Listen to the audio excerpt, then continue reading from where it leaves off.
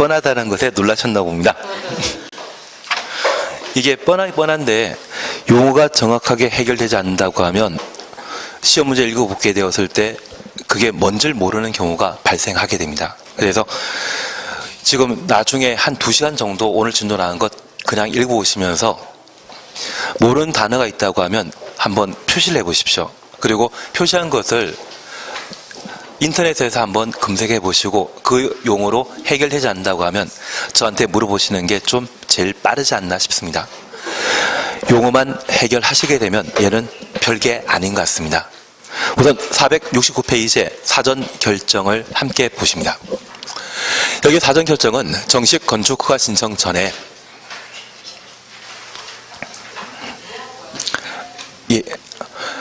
대지 소유자가 자신이 소유한 땅에 어떤 건물을 건축할 수 있는지 알아보는 절차를 사전 결정이라 표현합니다. 여기 사전 결정과 관련되어서는 한 장 넘기십니다. 어차피 시험에 나오게 되면 470페이지에 양가로 1번과 양가로 2번을 시험에 내게 됩니다. 470페이지. 예, 470페이지. 그래서 28회 때는 건축허가 신청 의무라는 이 내용을 시험에 냈는데 잠깐 확인하십니다. 사전 결정자는 사전 결정 통지 받은 날부터 2년 이내 건축허가 신청하여야 하고 신청하지 않으면 사전 결정 효력 상실한다. 그래서 2년 내 건축허가 신청을 요건으로 정해놓고 있습니다. 그리고 양가로 1번을 보십니다. 그리고 동그라미 1번입니다. 사전 결정 통지 받은 경우 다음 허가받거나 신고 협의한 것으로 본다. 본다란 말은 의제를 말하는데 우리가 민법에서 본다는 사실적인 측면과 그리고 법률적인 측면으로 각각 구분하게 됩니다. 아는 사람이 큰 사고를 통해 상당한 기간 동안 연락 두절이라고 하면 그 사람이 사망하지 않았나 생각할 수 있거든요. 그래서 주변 이해관계인만 그런 생각하게 되면 추정이라 표현하고 법원으로부터 그 사람이 소유하고 있는 재산 상속받기 위해 실종선고를 신청하고 실종선고 받게 된다면 법원 판사라고 하는 가장 객관적인 제3자도 사망한 것으로 인정하기 때문에 상속이 발생하게 됩니다. 그때는 간주가 되게 됩니다. 대신 법적 측면과 관련되어서는 미성년자가 결혼하게 되면 민법상, 사법상 성년과 동일한 행위 능력을 가진다 해서 성년 의제 대도라는 것을 들어본 적 있을 겁니다. 대신 민법은 사실적인 측면과 법적 타당성을 동시에 고려하고 있지만 우리 공법은 이 사실적 측면에 대해서는 신경 쓰지 않고 법률적 면만 고려하게 됩니다. 그래서 이 본다란 말은 의제에 해당되는 것으로 파악하시고 내가 사전 결정 신청하고 통지 받게 되면 내가 신청해 본 적도 없는 1. 국토계획법에 의한 개발행 허가 2. 산지 전용 허가 3. 농지 전용 허가 4. 하천 전용 허가 4가지를 의지하게 됩니다. 그래서 아마 제 생각에는 2년 뒤쯤에 시험에 나올 것이지만 이걸 시험에 묻게 될 겁니다. 사전 결정 통지 받았을 때 의제되는 것이 아닌 것 찾으라고 하면 이 4가지 아닌 것을 답으로 해야 됩니다. 가장 대표적인 것은 우리가 양가로 2번 보시면서 사전 결정 통지 받은 자는 2년 이내 건축허가 신청해야 되죠. 건축허가는 의제되는 것 아닙니다. 건축허가는 의제사항이 아니라는 것만 하나 확인하시고 따로 진행한 절차이죠. 그래서 우리 이해하실 것은 나는 사전 결정 신청만 하고 통지 받았을 뿐인데 국토계획법에 따른 개발행 허가 신청한 적 없거든요. 개발행 허가 신청하지 않았는데 불구하고 개발행이 허가받은 것으로 인정해 주는 것이 의제 효과가 되게 됩니다. 이해되시겠습니까? 그리고 만약 틀린 식으로 나오게 된다면 하천 점용허가 비슷한 표현으로 도로 점용허가 받은 것으로 본다. 그렇게 시험 문제 나오게 됩니다. 그래서 앞으로 시험에 나오게 된다고 하면 양가로 1번과 관련되어서만 시험에 나올 텐데 틀린 정답은 건축허가, 도로 점용허가입니다. 이해가 안 되면 그것만이라도 해주십시오. 그리고 옆에 페이지에 허가권자 찾으셨죠? 여기 허가권자 첫 번째입니다. 건축물 건축하거나 대손하려는 자. 건축물부터 대손까지 가로 해놓습니다. 시군구청장에 허가 받아야 된다. 그러면 시군구청장의 허가받을 대상 행위는 건축 또는 대손이 허가 대상이라는 것 확인하십니다. 이런 허가 대상에는 용도 변경 포함되는 건 아닙니다. 그리고 2번입니다. 예외적인 것으로서 21층 이상 건축물 등의 다음 건물을 특별시나 광역시에 건축하려면 특별시, 광역시 가로 해놓습니다. 특별시장, 광역시장에 허가 받아야 한다. 박스입니다. 층수가 21층 이상이거나 연면적기가 10만 제곱미터 이상, 21층부터 10만 이상까지 가로 해놓습니다. 건축물, 건축 동그라미 해놓습니다. 사실 건축허가 신청과 관련되어 우리가 함께 정리하실 것은 사전 결정은 지금 정도면 충분하시고요. 이쪽은 건축허가 요건에 해당되는 대지에 대한 소유권, 사용권에 관한 사항과 그리고 안전 영향 평가를 정리하는 게 필요합니다. 여기 요건과 관련되어서는 28회 때 법이 개정되었을 때 시험 문제 출제된 적이 있는데 올해 30회 보는 시험이기 때문에 얘가 한번 나오게 될 겁니다. 그리고 두 번째, 건축 허가에 관한 사항을 함께 보시는데 여기 건축 허가 관련되어 첫 번째 정리하실 것이 허가권자입니다. 원칙적인 허가권자는 우리와 가장 가까운 기초 지방자치단체장인 시군구청장이 건축 허가권자인데 예외적으로 특별시장과 광역시장이 건축 허가권자가 되게 됩니다. 저 예외가 인정되기 위해서는 예외 적용 조건을 충족해야 됩니다. 이번에 이루어지는 건축물 관련 행위가 특별시와 광역시에 이루어져야 됩니다. 그리고 그 건물 규모는 21층 이상이거나 연면적 10만 제곱미터 이상, 그리고 관련 행위가 건축 행위일 때 특광의 건축허가 대상이 되게 됩니다. 그러면 우리가 잠깐 이해하실 것은 여기 연면적 10만 제곱미터는 국민택 규모는 주거 전용 면적이 25.7평이거든요. 그 25.7평이 대충 85제곱미터이고 공용 부분에 해당되는 계단 복도의 면적이 25제곱미터입니다. 그래서 국민택 규모의 주택을 분양하게 되면 분양 면적은 110제곱미터인데 저 110제곱미터가 분양 면적이고 주거적 면적의 비율은 85제곱미터라고 하면 이 분양 비율은 대충 80% 정도 가죠. 반면 일반 상가를 분양받게 되면 분양 면적은 20평인데 실제 상가를 사용하는 면적이 10평밖에 안 되는 경우가 있습니다. 전용 비율이 50%입니다. 그래서 오피스텔의 경우에도 주택이 아니기 때문에 전용 비율이 50%, 60%에 머물지만 주택에 대해서는 삶의 질을 향상시킬 목적으로 전용 비율이 좀 높게 책정된다는 것을 파악해 주셔야 됩니다. 그냥 전용 비율이란 말 들어본 적 있지 않으십니까? 역시 우리는 부동산과 관련된 기본적인 상식을 충분하게 알고 있으십니다. 그걸 실력으로 바꿔주시면 됩니다. 그러면 이런 110제곱미터가 대충 1000세대 정도가 되게 되면 연면적 10만 제곱미터이거든요.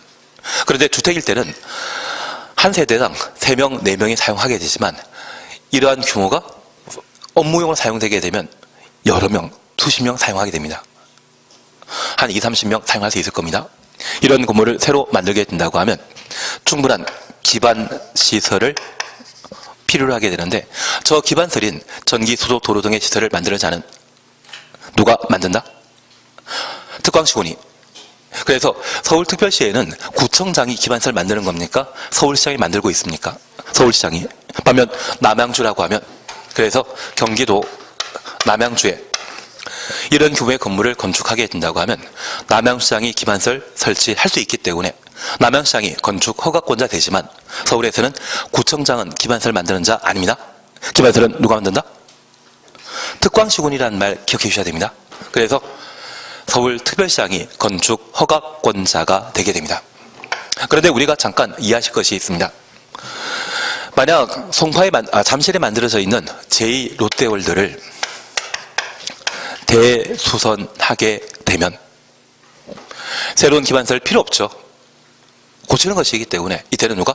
시군구청장, 송파구청장이 건축 허가권자이고 장소, 규모, 행위 이러한 세 가지 요건을 충족한 때에만 특광이 건축 허가권자가 되게 됩니다.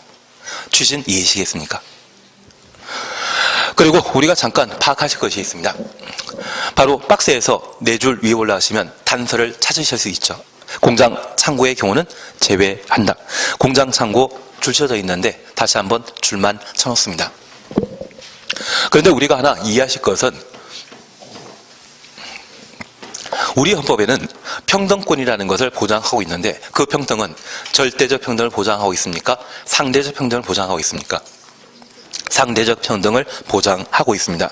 그래서 우리가 지금까지 공부하시면서 도시인과 농업인을 비교하게 되면 농업인의 혜택 많고요. 그리고 일반 건축물과 일자리 창출을 도모할 수 있는 공장 창구라고 하면 어디에 혜택을 더 많이 준다? 공장 창구에 혜택을 많이 주게 됩니다. 우리가 학계론 공부하시면서 경제 3주체에서 국가, 기업, 국민을 각각 구분하게 되면 저 국가와 국민은 소비자 역할을 하는 것이고 생산자 역할을 하는 것은 오직 누구만? 기업만. 그래서 이 국가가 기업 활동과 관련된 규제를 심하게 가하게 되면 경제 활동은 위축될 수밖에 없습니다.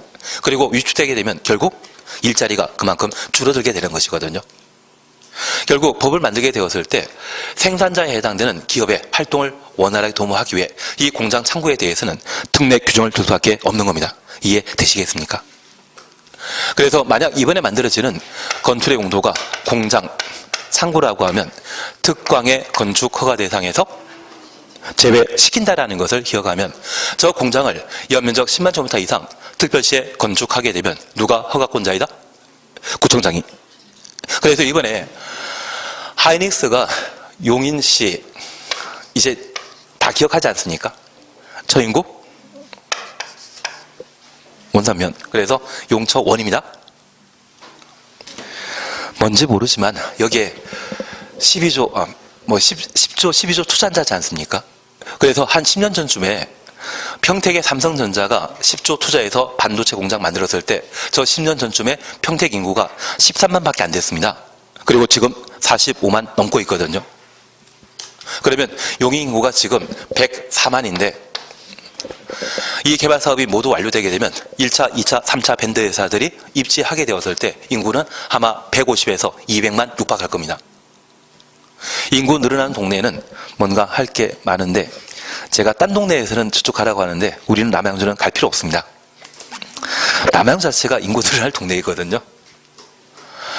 왕숙지구에 6만 6천 세대 만들게 되면 그거 20만 늘어납니다. 그러면 지금 65만이 살고 있는 도시에 한 25만이 더 살게 된다고 하면 모든 부동산과 관련된 가치는 올라간다 떨어진다? 올라갑니다. 뭘 하고 있는지 잘 모르지만 그러면 이번에 저 용인시 처인구 원산면에 이런 하이닉스 반도체 공장을 만들게 되면 그 규모 아주 크겠죠. 10만 이상일 겁니다. 누구에게 건축 허가 받아야 된다? 용인시장에게. 그래서 이 공장이 문제가 아니고요. 이게 문제가 아니라 용인시에는, 남양주시에는 이런 규모 건물 건축하더라도 항상 누가? 시장 군수가 건축 허가권자라는 것 기억해 주셔야 됩니다. 그런데 이번에 공장의 경우는 특광의 건축 허가 대상에서 제외시킨다라는 것 잡아놓으시고, 특별히 우리 남양주에 이런 규모의 건물 건축하게 되면 남양시장이 건축 허가 내주고자 할 때 미리 도지사의 승인 받도록 되어 있거든요. 그런데 이번에 만들어지는 것이 공장 창구라고 하면 도지사 승인 필요 있다 없다? 없습니다. 거기까지 잡아주시는 게 최근 시사성 있는 문제와 관련된 연결된 고리가 됩니다. 어차피 하이닉스 반도체 공장은 용인에 만들어진다는 것 언론 방송을 통해 누구나 알고 있는 상황이거든요. 그걸 문제화시키게 된다고 하면 그때 용인 공장이 10만, 20만이었을 때 도지사 사전 승인 대상이냐? 그건 물어볼 수 있을 겁니다. 공장 창고에 대해서는 도지사 사전 승인 대상 아니라는 것 잡아내시는 게 필요합니다. 그리고 두 번째입니다. 1번 보게 되면 연면적 10분의 3 동그래 놓습니다. 증축하여 층수가 21층 이상이 되거나 연면적계가 10만 제곱미터 이상이 되는 경우, 그래서 10% 증축이 아니라 얼마? 30% 증축하여 21층 이상, 연면적 10만 제곱미터 이상이 되는 경우라면 특광의 건축허가 대상이라는 것 확인해 놓습니다. 다만 이렇게 증축한 것이 공장 창고라면 특광의 건축허가 대상에서 제외한다. 그러면 예외가 인정되지 않는다면 그때는 어디? 원칙적인 허가권자에게 허가받아야 되죠. 시, 군, 구청장 찾아가야 된다는 것을 확인해 놓습니다. 우리가 민법 공부하시면서 일반법과 특별법을 공부한 적이 있습니다. 일반법을 적용하기 곤란한 경우라면 그때는 특별법 적용하기 곤란한 경우라면 그때는 일반법 적용해야 되지 않습니까? 그와 마찬가지로 이해해 주시는 게 필요합니다. 그리고 2번입니다. 건축허가 사전 승인 차시였죠. 도에 속해 있는 시장 군수가 다음 하나에 해당되는 건축물에 건축허가하려면 두 줄 밑에 도지사 승인 받아야 된다. 도지사 승인 가로 해놓습니다. 그리고 1번 21층 이상이거나 연면적 10만 제곱미터 이상 확인되시죠? 그리고 두 줄 밑에 공장 창고는 제외한다. 공장 창고의 경우는 도지사의 사전 승인 대상이다 아니다? 아니다. 그거 잡아내시는 게 시사성 있는 문제를 해결할 수 있는 방법입니다. 그래서 허가권자에 관한 사항 저렇게 정리하신 겁니다. 한 장 넘기십니다. 4번 보게 되면 건축허가 요건 차시였죠. 여기 건축허가 요건은 건축허가 신청과 관계된 사항인데 사실 자료는 저렇게 만들어 놨거든요. 나중에 목차를 보면 저렇게 돼 있을 겁니다. 저 목차 순서에 따라 전체 흐름 잡아가시는 게 필요하십니다. 그래서 4번 건축허가 요건을 함께 보십니다. 교재 보시게 되면 건축허가 받은 자는 대지 소유권 확보해야 한다. 그리고 1번입니다. 건축주가 대지 소유권 확보하지 못하였지만 그 대지 사용할 수 있는 권한, 대지부터 권한까지 가로 해놓습니다. 확보한 경우라면 건축허가 신청할 수 있습니다. 얘를 사용권이라 표현하는데 가장 대표적인 사용권은 무엇이다? 지상권이라는 것 기억해 놓습니다. 그리고 28회 때 정답으로 나왔던 것이 탄서입니다. 분양 목적이라는 공동택은 제외한다. 그래서 분양 목적의 공동택 제외 가로 해놓습니다. 하나 이해하실 것이 있습니다. 여기 분양 목적의 공동택을 건축하게 되면 보통 건축법에 따라 만들어지는 것은 규모 큰 것이겠습니까? 작은 것이겠습니까? 작은 것. 그래서 아파트가 아니라 우리 집에는 흔히 볼 수 있는 빌라입니다. 그런데 이 빌라를 만들고자 빌라 건축하는 자가 대지에 대한 매매 계약 체결하게 되면 계약금으로 보통 10% 정도를 내도록 되어 있고요. 이 계약 체결한 때는 언제든지 취소할 수 있지 않습니까? 그런데 중도금 지급하게 되면 계약 파기하지 못합니다.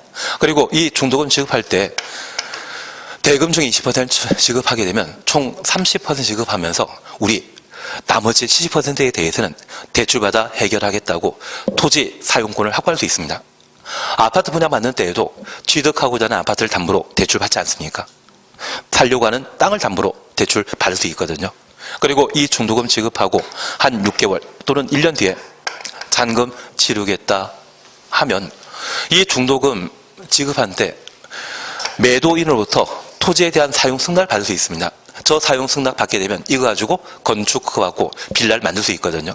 그런데 요즘 건축 기술이 워낙 발달하다 보니 땅 파기 시작해서 딱 2달이면 공사 다 끝내버립니다. 잔금은 6개월 안에 지급하기로 했는데 이걸 분양 대행업자에게 분양 맡기게 되면 순식간에 다 처분해 주거든요. 그래서 우리 출입문 앞에도 분양 대행 직원 뽑겠다고 하는 게 나오지 않습니까? 500이면 후한 것입니까? 작은 것입니까? 작은 겁니다. 원래 저것에 한 50% 더 올라가야 되거든요. 뭔 소리를 하는지 잘 모르지만. 그런데 이게 분양 대금자 통해 분양 다 한 달 만에 다 분양해버렸는데 그 대금 가지고 잔금 치러야 되는데 이분이 사라지는 경우가 있습니다. 그러면 토지 소유자 입장에서는 잔금이 제때 지불되지 않았다 해서 소유권 회복 소송을 제기할 수 있고요. 분양받은 분들은 난처한 상황에 처해지게 됩니다. 만약 그렇다고 하면 이분을 사기꾼이라 해서 찾아다녀야 되는 상황이거든요. 엊그제 연예인 아버님 한 분이 들어오지 않으셨습니까? 그분도 구속당하셨던 건데. 하던 것 그냥 하도록 하겠습니다. 그래서 우리가 이해하실 것은 저 분양 목적의 공동택의구는 그러한 분양 사기가 워낙 심하게 발생하기 때문에 반드시 소유권 확보한 때만 건축 허가를 받을 수 있는 겁니다. 그래서 우리가 기억하실 것은 건물 건축하기 위해서는 대지에 대한 소유권 또는 사용권 확보하고 건축허가 신청할 수 있는데 그 첫 번째 예로서 분양 목적의 공동주택의 경우에는 만약 시험에 대지에 대한 소유권 또는 사용권 확보한 때 건축허가 받을 수 있다? 드립니다. 얘는 오직 뭐만? 소유권을 확보한 때 건축허가 신청할 수 있다는 것 확인해 놓습니다. 그리고 2번입니다. 건축주가 다음 하나에 해당되는 사유로 건축물을 신축, 개축, 재축, 리모델링 하기 위해 건축물 및 해당 대지의 공유자 수의 수 80%라는 말 확인되시겠습니까? 100분의 80 이상의 동의한 공유자 지분 합계가 전체 지분의 80% 이상일 것. 1, 2, 3 그냥 지나가시고 4번 보시니 천재지변이나 재로 붕괴되어 다시 신축하거나 재축하려는 경우에는 공유자 총수의 80, 전체 지분의 80% 이상의 동의 받도록 되어 있습니다. 그러면 사실 건축허가 신청하기 위해서는 대지에 대한 100% 소유권, 사용권 확보해야 되는데 공유 관계가 인정되는 건축물을 천재지변 등으로 다시 신축하거나 재축하거나 또는 개축, 리모델링 하는 경우에는 저 공유자 총수의 80% 전체 지분의 80% 이상 확보한 때 건축허가 신청할 수 있습니다. 이는 100%는 아니죠. 그런데 우리 민법 공부하시면서 민사특별법이라 해서 집합건물법 다 공부하셨습니까? 이번 달 처음 들어오신 분들은 당연히 모르실 거고, 그런데 우리 민법에 민사특별법에 해당되는 집합건물을 보게 되면 이 집합건물을 재건축하고자 하면 관리단 집회 결이 필요한데 그 관리단 집회에서는 구분 투자 총수의 5분의 3, 의결권 5분의 3. 그래서 집합건물법에 관리단 집회 의결에 있어서는 앞과 뒤가 같은 숫자 나와야 됩니다. 얘나 같죠. 이걸 건축법에 반영해 놓은 것이 이 제도가 되게 됩니다. 그런데 우리 집합건물법에서는 20%에 해당되는 5분의 1에 대해 매도 청구에 관한 규정을 따로 마련하게 되고, 저 매도 청구하기 위해서는 사전 협의 기간으로서 몇 개월? 2개월. 사전 협의하여 재건축에 동참하거나 또는 협의하도록 되어 있습니다. 만약 동참하지 않는다면 그제서야 뭐 한다? 매도 청구할 수 있는 겁니다. 그래서 바로 우리 옆에 페이지에 매도 청구라는 말 찾으셨죠. 그러면 첫 번째 경우에는 매도 청구에 관한 문제가 발생하지 않는데 여기 공유관계가 인정되는 건축물을 신축, 개축, 재축, 리모델링 하고자 한다면 80% 이상의 동의를 확보했을 때 건축허가 받게 된다고 하면 나머지 20%에 반대하는 분 계시지 않습니까? 그러한 때는 어떤 문제 발생한다? 매도 청구에 관한 문제가 발생하게 됩니다. 우리가 항상 공부하셨던 것은 공법 시간에는 대상과 절차였습니다. 매도 청구 대상은 바로 이 두 번째 경우가 매도 청구 대상이라는 것 이해되시죠? 그리고 이제 절차에 관한 사항을 함께 보셔야 됩니다. 우리가 지금 보고 있는 것은 민법 공부하십니까? 공법 공부하십니까? 공법이라는 걸 기억해 주셔야 됩니다. 교재 보십니다. 양가 1번 매도 청구 사셨죠? 위 사의 2에 따라 건축허가 받은 건축주, 건축허가 받은 가로 해놓습니다. 건축허가 전입니까? 후입니까? 후이죠. 해당 건물 또는 대지의 공유자 중에 동의하지 않은 공유자에 대해 그 공유 지분을 시가로 주셔놓습니다. 매도할 걸 청구할 수 있다. 매도 청구하기 전에 매도 청구 대상이 되는 공유자와 3개월 이상 3개월 동일해 놓습니다. 협의하여야 한다. 그래서 이 매도 청구와 관련되어서는 건축허가 받은 이후에만 매도 청구할 수 있다는 것을 기억하시고, 매도 청구하기 위해서는, 그런데 이 매도 청구 우리 명도소송이라는 말 들어본 적 있으십니까? 저 명도소송이라고 하면 현재 부동산을 가지고 있는 자가 팔기 싫어하는데 불구하고 법원 판결에 따라 어쩔 수 없이 강제로 팔아야 되는 재판 절차를 명도소송이라 표현하게 됩니다. 그 명도소송을 공법에서는 매도 청구라 표현하게 됩니다. 저 매도 청구라고 하는 사법 절차를 거치기 위해서는 지금까지 동의하지 않은 자가 뭐해라? 협의하도록 되어 있습니다. 지금까지 입장과 반대되게 동참하라 또는 팔아라 그런 협의를 하도록 되어 있는데 이런 협의는 매도 청구하기 전에 이루어지는 것이죠. 매도 청구하고 협의하는 것이 아니라 매도 청구하기 전에 협의한다 해서 사전 협의를 하고 사전 협의 기간은 공법에서는 몇 개월? 3개월. 똑같은 것을 집합건문법인 민사특별법에서는 2개월이랍니다. 사법에서는 2개월이라 분류된 것이 공법에서는 3개월이 된다는 것을 확인해 놓습니다. 그러면 이 협의라고 하는 것은 건축 허가받은 이후 지금까지 반대하든 동의하지 않든 공유자에게 우측을 통해 내용 증명이라는 것을 발송할 수 있거든요. 내용 증명은 당사자 수의 몇 개 이상? 2개 이상. 그거 중개사법에 나오지 않나요? 알겠습니다. 분명한 거는 공법 시간에 절대 안 나온다는 게 확실합니다. 그러면 우측을 통해 내용 증명 발송하게 되면 그 내용 증명 발송하고 3개월 지났는데 불구하고 동참하지 않거나 팔겠다는 의사 표시하지 않는다면 반대한다는 의지이거든요. 그런 의사 표시를 보인 자에 대해서는 뭐 할 수 있다? 법원에 매도 청구, 명도 소송을 제기할 수 있습니다. 그래서 내용 증명 발송한 서류를 들고 법원에 신청하는 것을 매도 청구라 표현합니다. 이러한 매도 청구와 관련되어서는 시가로 매수하는 것이 원칙이고 다만 이 당사자 등장하지 않는다면 감정평가액으로 대신 할 수 있습니다. 공법과 관련된 가격은 시가 아니면 감정평가액입니다. 딱 두 군데만 엉뚱한 이야기 나옵니다. 우리 함께 공부하신 내용들 중에 도시군 계획설 채권 기억나십니까? 도시군 계획설 채권과 관련된 매수 가격은 공시법이 정하는 가격이죠. 도시군 계획설 채권은 10년 그리고 지목대 매수하지 않기로 했다면 매수 의무자가 지방자치단체이고 소유자 원하는데 비용용 토지라고 하면 3천만 원 초과하는 부분에 대해서는 채권 발행할 수 있다. 그때 나오는 것이 도시군 계획설 채권입니다. 그때만 시가 감정평가액이라는 말 쓰는 거 아닙니다. 나머지 공법에는 시가 아니면 감정평가액이라는 말이 나온다는 것을 파악해 놓습니다. 그 가격으로 소유권 이전하라는 판결문이 만들어지는 게 매도 청구입니다. 취지는 이해되시겠습니까? 민법 공부할 때는 2개월이고 공법 공부할 때는 몇 개월이다? 3개월이다. 그렇게 구분해 주시는 게 필요합니다. 의제사항에 대해서는 지키십니다. 그리고 7번 찾으셨죠?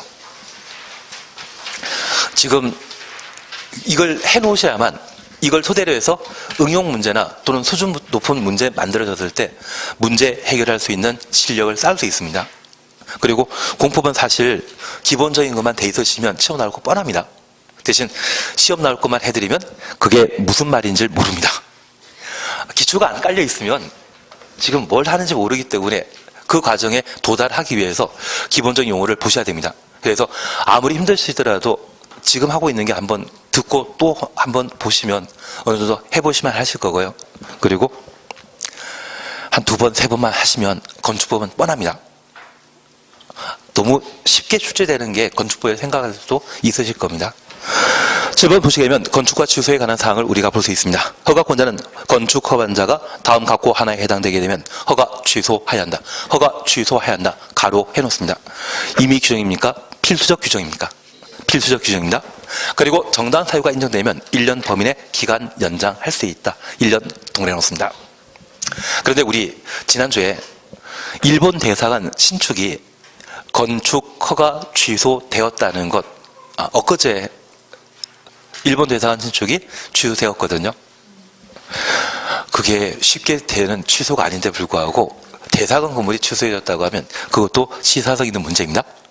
그래서 얘를 꼭 보셔야 됩니다. 1번입니다. 건축 허가 받은 날부터 2년 내 공사에 착수하지 아니한 경우 2년 동일해 놓습니다. 그리고 한 줄 밑에 가로 속에는 공장의 경우는 3년 동일해 놓습니다. 공사에 착수하지 아니한 경우 정당 사유가 인정되면 몇 년? 1년 연장할 수 있죠.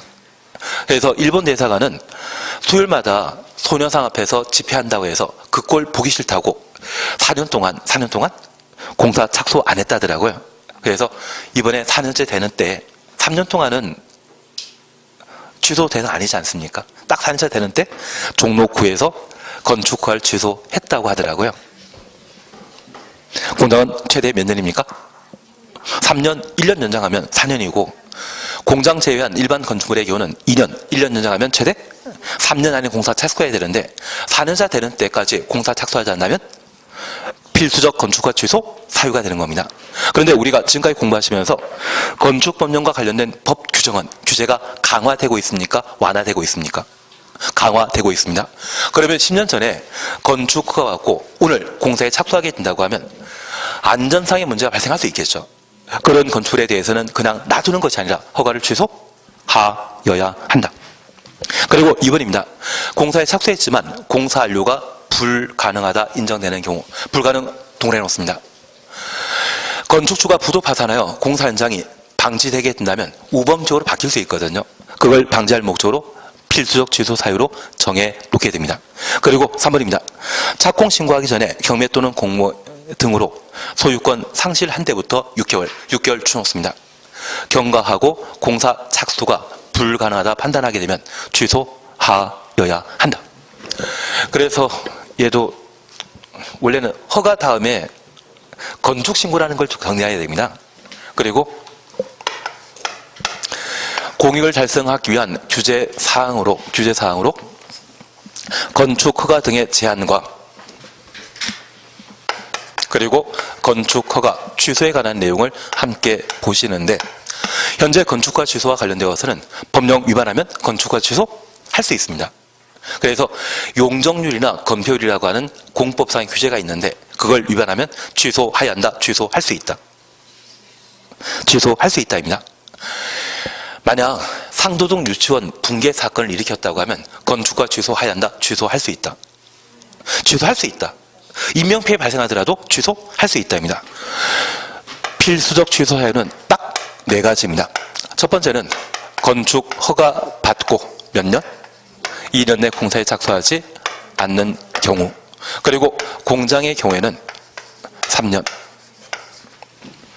그리고 공사에 착수했지만 공사 완료가 불가능한 경우 취소하여야 한다. 건축 허가 받을 때는 대지에 대한 소유권 사용권 확보했지만 착공 신고 전에 그 소유권을 상실하고 6개월 경과되어 공사 착수가 불가능하다 판단하게 되면 건축허가 취소하여야 한다. 그래서 반드시 취소해야 되는 것은 총 4가지입니다. 인명피해 발생하거나 인접한 건물에 큰 재산상의 피해를 끼쳤다 해서 반드시 취소하는 것이 아니라 취소할 수 있는 겁니다. 반드시 취소해야 되는 것은 딱 4가지라는 것 확인하시고 우리 시험 볼 때까지 얘는 2, 3은 6입니다. 2년, 3년, 6개월. 2, 3은 6. 2, 3, 6이라는 말 보게 되면 필수적 건축허가 취소 사유라는 것 확인해 놓습니다. 그리고 이것 이해되시겠습니까? 얘만 이 4가지만 반드시 취소해야 한다. 그 밖의 사유는 취소할 수 있다는 것 파악해 놓습니다. 그러면 이제 재미로 하나 봐줄 게 있습니다. 우리 공법과 관련되어 각종 인허가 받고 각종 개발 사업에 착수하게 된다면 2년 이내 공사에 착수하는 것이 원칙입니다. 그래서 2착입니다. 그런데 저 2착에 대한 예외로서 1년 안에 공사에 착수하는 것, 3년 안에 공사에 착수하는 것, 5년 안에 공사에 착수하는 예외가 있습니다. 대신 4년짜리와 6년짜리는 없더라고요. 얼마나 다행이십니까? 그러면 1착과 관련되어서는 우리 건축 신고 환자는 건축 신고한 날부터 1년에 공사에 착수해야 되고 착수하지 않는다면 그 신고 효력은 상실한다. 1착입니다. 그리고 3착은 공장 이미 보셨습니다. 그리고 5착과 관련되어서는 우리가 함께 공부하시면서 주민이 입안 제한한 지구 단위 계획이 결정되게 되면 몇 년 내 공사에 착수할 것? 5년 내 공사에 착수할 것.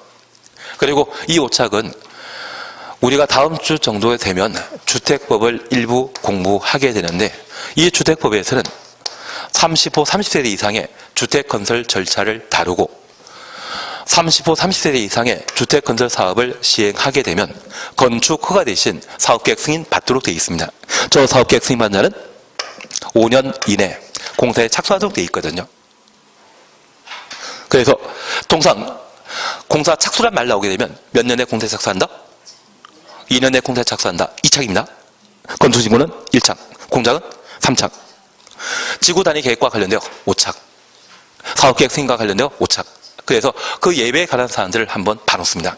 잘 모르면 몇 년 내. 이런 게 아니면 다 이착이라는 것만 파악해 놓습니다. 따로 2년 내 공사에 착수하는 것 다 외우겠다 생각하면 그것 제 정신 아닙니다.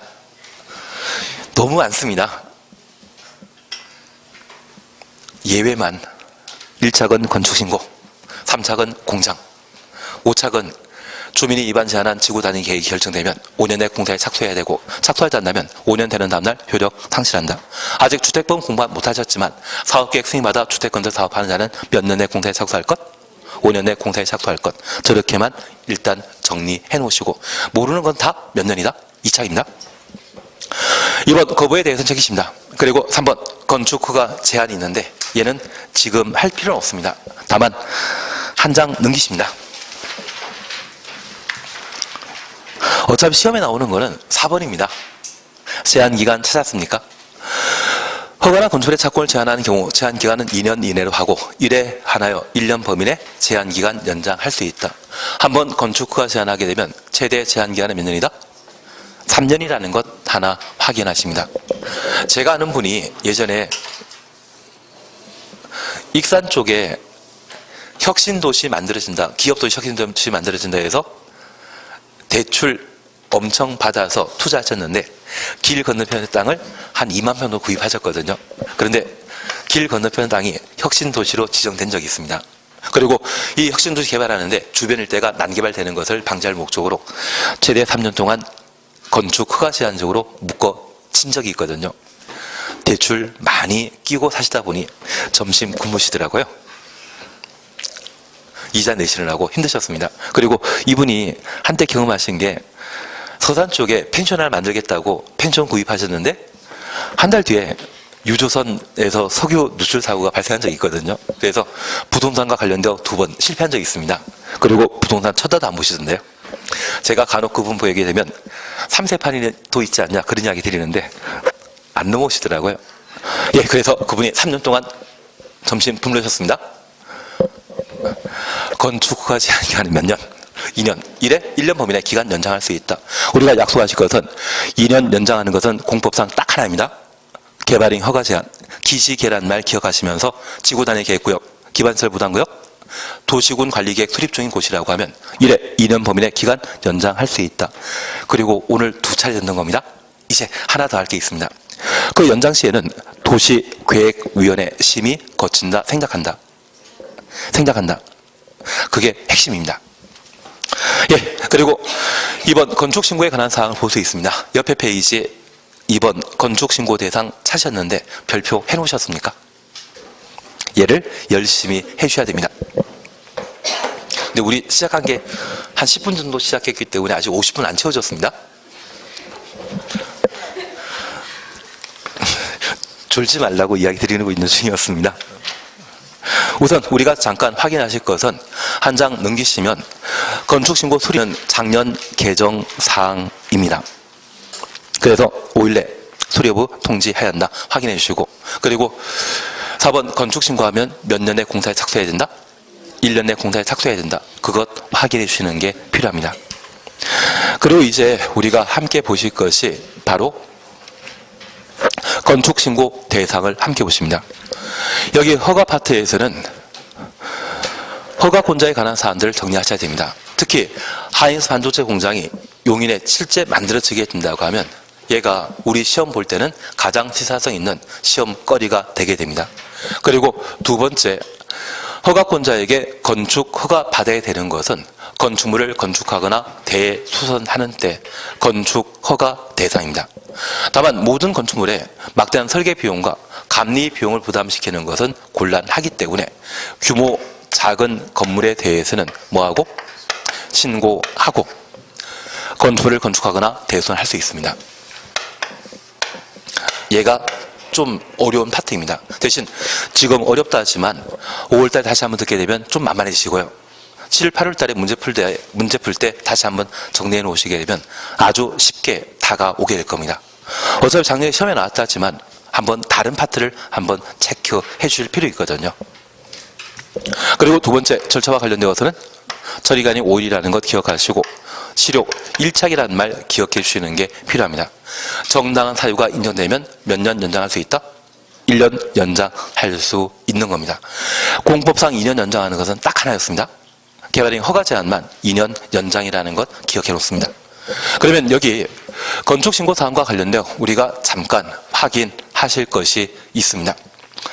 이번에 건축신고하고 건축주가 할 수 있는 것은 건축물을 건축하거나 대수선하는 것을 건축신고하고 할 수 있습니다.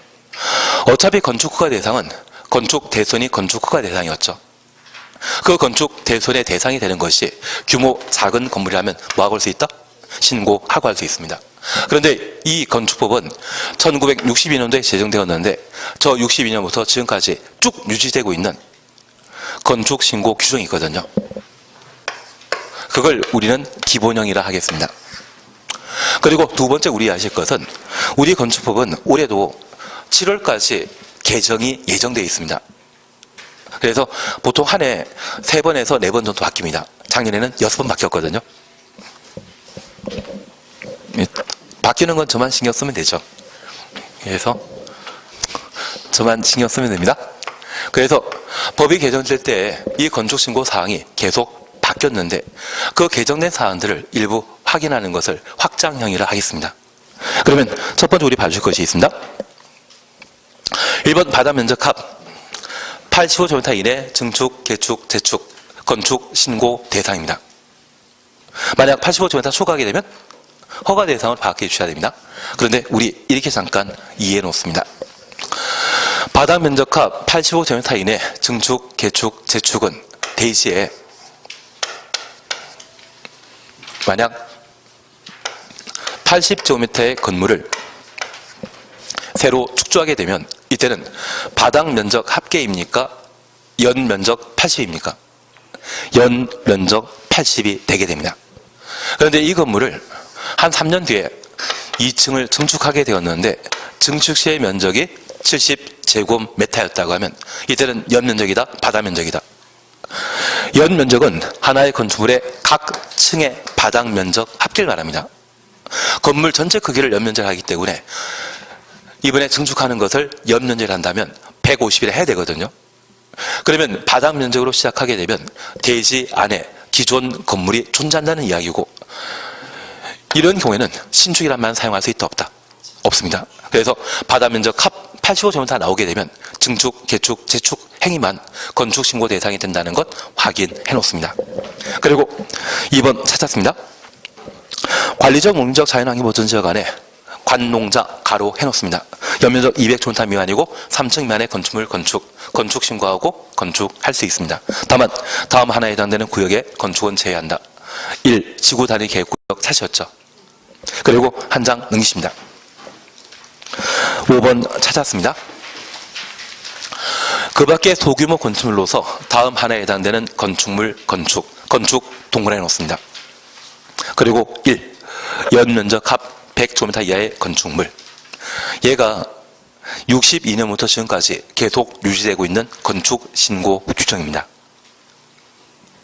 그리고 2번 보게 되면 건물 높이를 3m 이하 범위 내 증축하는 것 3m 동그라미 놓습니다. 그리고 4번 보시면 공업지역 등에 건축하는 2층 이하인 건축물로서 연면적계가 500제곱미터 이하의 공장 계속 개정되고 있습니다. 잠깐 이해하실 것이 있습니다. 건물 건축하게 되었을 때 건물의 규모가 연면적 100제곱미터 이하라고 하면 얘는 어디에 건축한 관계없이 항상 신고하고 건축할 수 있는 겁니다. 그런데 이런 건축신고 사항이 관농자라고 하면 도시지역입니까? 농촌입니까? 농촌입니다. 그 농촌의 노면에 대해서는 특혜 인정한다는 것을 기억해 주시고 이런 관농자의 연면적 200제곱미터 미만이고 엔드 개념입니다. 3층 미만 3층 미만이라고 하면 2층 이하를 말하는 것이죠. 우리 스카이캐슬이라고 하는 것 보게 되면 그곳에 만들어져 있는 집은 도시 한가운데 만들어져 있겠습니까? 관농자에 만들어져 있었습니까? 스카이캐슬 볼 시간이 없었고 지금은 종용되었기 때문에 더더구나 볼 일 없겠지만 간혹 전원주택이라 해서 시골 지역에 관농자에 만드는 경우 있거든요. 그 시골 지역에 만들게 된다고 하면 그때는 2층 이하이고 규모는 200제곱미터 미만이라면 저 200제곱미터는 대충 60평입니다. 그래서 저 농촌에 만들게 되면 보통 1층을 반지하로 해서 지하층으로 만들어버리고요. 그리고 2층짜리 건물을 만들게 되는데 각 층의 바다 면적이 100제곱미터씩 대충 60평입니다.